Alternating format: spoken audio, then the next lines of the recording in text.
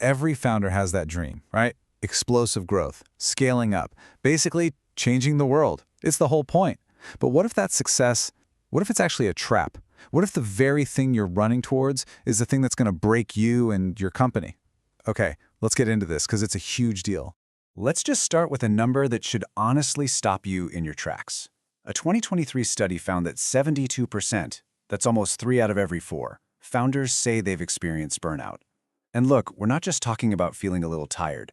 This is the kind of stuff that can absolutely tank a business and, more importantly, a person's life. And that really brings us to the core question here. We all celebrate growth. We chase it, we report it. It's the metric that matters. But what's really going on underneath those beautiful, skyrocketing charts? What's the hidden price tag we're racking up? To really understand the big picture, we have to zoom all the way in. We've got to start small with the individual. Because the story of unsustainable growth, it almost always begins with the founder, right at their breaking point. So, what's actually pushing founders over the edge? Well, research points to these 4 big triggers. First up, you've got that always-on mentality, the feeling that you have to be everything to everyone all the time. Of course, that leads right into the second one. Work-life balance just goes out the window. Then, there's a real lack of support, that feeling that you are completely on your own. And finally, the crushing weight of unrealistic expectations. Because, let's be honest, our culture glorifies working yourself to the bone. And this quote just nails it, doesn't it? It gets right to the heart of that always-on pressure. It's this constant, nagging feeling in the back of your head that if you take a breath, you're falling behind. That is a perfect recipe for chronic stress and total exhaustion. Okay, but here's the twist. This personal struggle, it's really just the tip of the iceberg.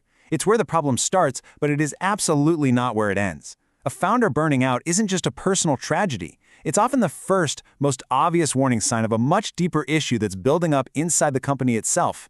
And there's a name for this problem: non-financial debt. Think of it like technical debt. When engineers take shortcuts in the code to move faster, this is the same thing, but for your company's people, its culture, and its processes.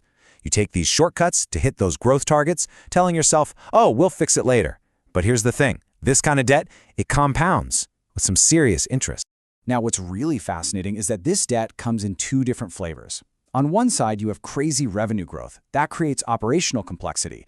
Your systems start to buckle, your processes can't keep up, your leaders are overwhelmed. On the other side, you've got rapid hiring. That creates social complexity. Suddenly, your company culture feels diluted, communication starts to break down, and that tight-knit team feeling, it just disappears. And when this non-financial debt finally comes due, this is what it looks like. Your leadership team is just putting out fires all day. New people feel totally lost. The culture that made you special is gone. And here's a huge one. Your customer service quality starts to tank because your team is stretched way too thin.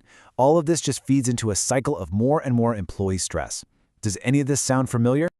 All right, so we've laid out the problem. It starts with the founder, and it can infect the whole organization. But it's not a done deal. The good news is you can fight back. So let's get into a playbook for how to build a startup that's actually designed to last, one that manages this debt properly. So defense starts with you. As a founder, you have to protect yourself. That means setting real, hard boundaries. Actually schedule breaks. It means aiming for realistic goals instead of chasing some impossible idea of perfection. It's about finding your community so you're not going it alone, practicing mindfulness to build up your own resilience, and, of course, automating everything you possibly can to claw back your time. And let's be really, really clear on this point. We have to change the story we tell ourselves. Hustle culture tries to sell us this idea that burnout is a badge of honor. It is not. It's a flashing red light on your dashboard. It's a critical warning sign that your most important asset, you, is about to fail.